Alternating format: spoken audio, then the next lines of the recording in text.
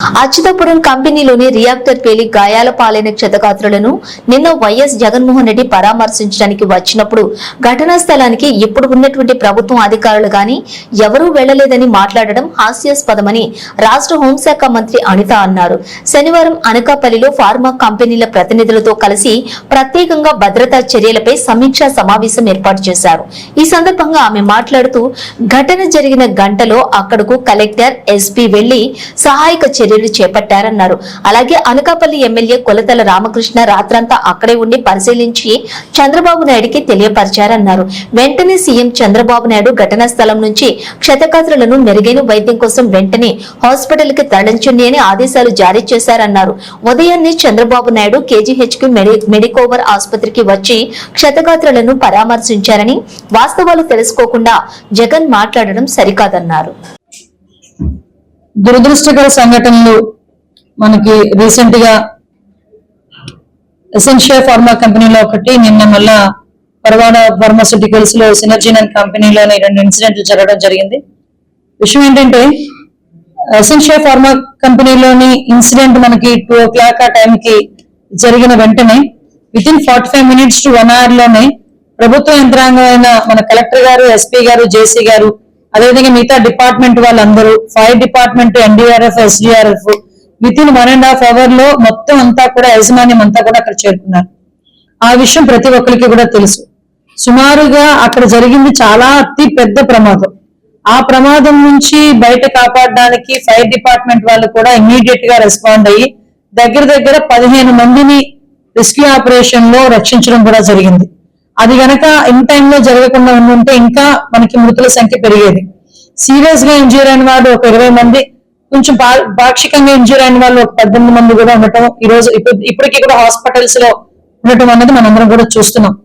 అంటే సుమారుగా 17 మంది చనిపోయిన తర్వాత అంతకు ముందు ఇమీడియట్ గా రెస్క్యూ ఆపరేషన్స్ లో గానీ, ఫైర్ ని కంట్రోల్ చేసే విషయంలోని గానీ ఎక్కడ కూడా కాంప్రమైజ్ అవ్వకుండా డిపార్ట్మెంట్ వాళ్ళందరూ కూడా దగ్గర మంటలు ఆర్పిన తర్వాత ఆ రెస్క్యూ ఆపరేషన్స్ అన్ని జరిగి ఏవైతే డెడ్ బాడీస్ ని బయటకు తీసుకొచ్చారో ఆ డెడ్ బాడీస్ అన్నిటినీ కూడా కన్సర్న్ ఇక్కడ కొంతమంది ఎన్టీఆర్ హాస్పిటల్ కి, కొన్ని కేజీహెచ్ కి తరలించి మిగతా వాళ్ళందరినీ కూడా ఇమీడియట్ గా ఎక్కడ హాస్పిటల్స్ ఉన్నాయో అన్నిటి దగ్గరికి పంపించడం జరిగింది. అయితే నన్ను కూడా గౌరవ ముఖ్యమంత్రి గారు అదే రోజు హోమ్ డిపార్ట్మెంట్ తాలూకా రివ్యూ అయిన తర్వాత సీఎం గారు నన్ను ఆదేశించడం, ఇమీడియట్ గా మనం బయలుదేరాలంటే బై రోడ్ నేను నైట్ 12:30కి ఇక్కడ చేరుకున్నాను. 12:30 నుంచి మరస్ట్ రోజు చంద్రబాబు నాయుడు గారు వచ్చి వెళ్ళినంత వరకు కూడా నేను ఆ ఫార్మా కంపెనీ దగ్గర నేను కూడా స్టే చేశాను. అంటే సుమారుగా అక్కడ ఎటువంటి ఇబ్బంది కలగకూడదు, ఫర్దర్ గా ఎటువంటి సంఘటనలు జరగకూడదు. అక్కడ జరిగిన వాటికి వాళ్ళకి సహాయ చర్యల్లో పాల్గొనాలి. నెక్స్ట్ డే సీఎం గారు వస్తానన్నారు. ఆ ప్రోగ్రామ్ కూడా మనం ఒకసారి దగ్గరుండి సార్కి అన్ని చూపించాలి, ఎక్స్ప్లెయిన్ చేయాలని ఒక మంత్రిగా ఉన్న నేను, కొలతల రామకృష్ణ గారు మాతో పాటు ఎర్లీ మార్నింగ్ 5 o'clock వరకు మాతో పాటు ఉన్నారు. నేను ఎందుకు ఇవన్నీ చెప్తున్నానంటే, నిన్న పులివెందుల ఎమ్మెల్యే గారు ఇక్కడికి వచ్చారు. వచ్చి ఉషా ప్రైమ్ హాస్పిటల్లో ఉన్న వాళ్ళని సందర్శించి బయటకు వచ్చి ప్రభుత్వ యంత్రాంగం పట్టించుకోలేదు, అధికారులు ఎవరు రాలేదు, మంత్రులు ఎవరు రాలేదు, మంత్రులు ఎవరు స్పందించలేదు. అంటే సాక్షి టీవీ కాకుండా మిగతా ఛానల్స్ కూడా చూస్తే అసలు ఎవరు వచ్చారు అక్కడికి, ఎవరు స్పందించారు, ఎందుకు వీటికి ఏ సహాయ చర్యలు తీసుకున్నారన్న సంగతి తెలియకుండా ఏదో మైకులు పెట్టారు కదా, నాకు ఏదో సవాల్ మీద పేరలేలుకునే టైం వచ్చింది కదా, నేను వచ్చి మాట్లాడతాను అనుకుంటే గనక అవ్వదు కదా.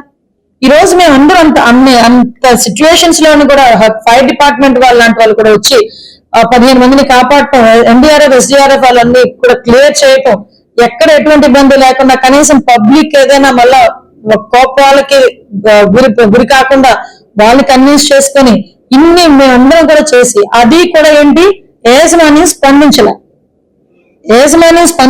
యాజమాన్యం సంబంధించి ఎవరు కూడా మా దగ్గరికి రాలేదు. అయినా కూడా ఇమీడియట్ గా గవర్నమెంట్ అంతమంది చనిపోయిన వాళ్ళు ఉన్నారని గవర్నమెంట్ గబగబా స్పందించి అన్నీ చేసి, చంద్రబాబు నాయుడు గారు కూడా కుటుంబాలకి ₹1 కాంపెన్సేషన్ కూడా అనౌన్స్ చేసి, ఇమీడియట్ గా ఎవరికైతే తీవ్రంగా గాయపడిన వాళ్ళకి 50 లక్షలు, అదేవిధంగా పాక్షికంగా గాయపడిన వాళ్ళకి 25 లక్షలు కూడా అనౌన్స్ చేయడం జరిగింది.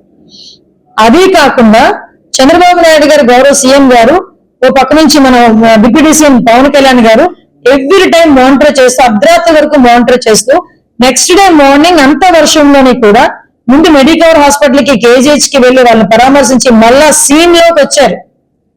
ఎక్కడైతే బ్లాస్ట్ జరిగిందో ఆ బ్లాస్ట్ జరిగిన ప్లేస్ కి చంద్రబాబు నాయుడు గారు గౌరవ సీఎం గారు వచ్చారు. అక్కడికి వచ్చి మొత్తం అంతా పరిశీలించి అక్కడ ఉన్న అఫీషియల్స్ అందరితో కూడా రివ్యూ ఏర్పాటు చేసి తర్వాత పబ్లిక్ అడ్రస్ చేసి ప్రెస్ కి అడ్రస్ చేసి తర్వాత అక్కడ నుంచి ఆయన బయటికి వెళ్ళేటప్పుడు కూడా ఇమీడియట్ గా కాంపెన్సేషన్స్ అందరికీ అందాలి అని చెప్పి ఆదేశాలు జారీ చేసి పంపించడం జరిగింది.